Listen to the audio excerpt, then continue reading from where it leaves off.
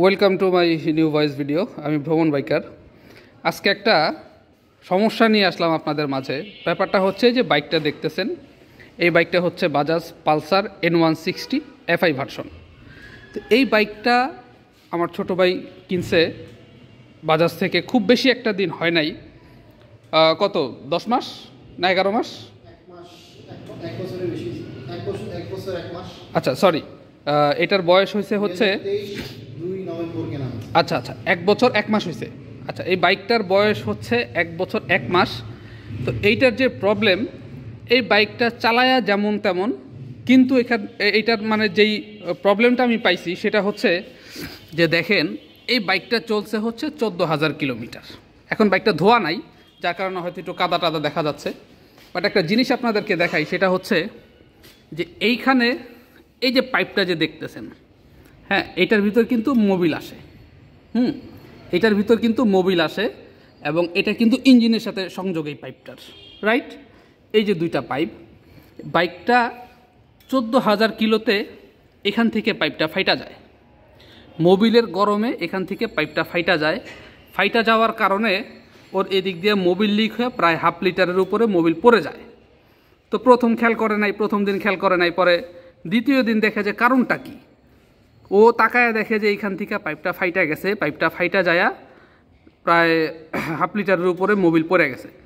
তো এখন কথা হচ্ছে যে বাজাজ যেই বাইকটা যে করছে, এই যে পালসার N160, এই বাইকটা ও চালাইছে হচ্ছে 14,000 কিলোমিটার, 1 বছর 1 মাস বয়স।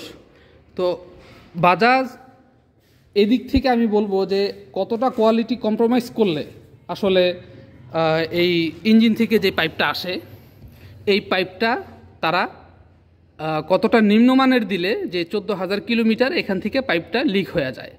পরবর্তীতে ও বাজাজ শোরুমে যায়। শোরুমে যাওয়ার পরে তাদের কাছে কোনো পাইপ পায় নাই এবং N160 যে ফ্যান ক্লাব আছে তাদের সাথে যোগাযোগ করছে। যোগাযোগ করার পরে তারা 1 পিস ওরে ম্যানেজ করে দিতে পারছে। তাও এটার দাম হচ্ছে প্রায় 3200 থেকে 3300 টাকা। এই পাইপটার দাম যদি 3200 থেকে 3300 টাকা হয়, তাহলে মানুষ কি করবে? আর পাইপটা হচ্ছে বড় বিষয় না, বড় বিষয় হচ্ছে যে এটা ফাটবে কেন, এটা কতটা লো কোয়ালিটির হইলে এই পাইপটা এখান থেকে ফেটে যায়। তো যারা পালসার N160 রাইডার আছেন, আশা করি তারা মনে হয় এই সমস্যার ভুক্তভোগী হয়েছেন। তো এই পাইপটার দাম কিন্তু কম না, এই পাইপটার দাম কিন্তু প্রায় 3200 থেকে 3300 টাকা। তো ও করছে কি, এটার কিভাবে সারছে সেটা আপনাদেরকে দেখাচ্ছি। ও কোনো ওয়ে না পেয়ে সে কী করলো, নেগেটিভ পজিটিভ আঠা মারছে এইখানে। তো নেগেটিভ পজিটিভ আঠা দিয়ে ওইটারে জোড়াইছে।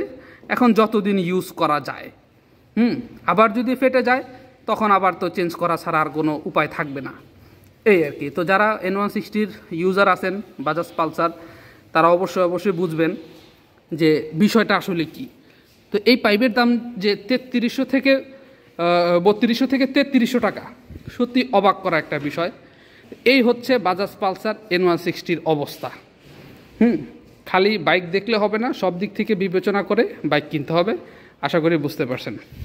ধন্যবাদ সবাইকে।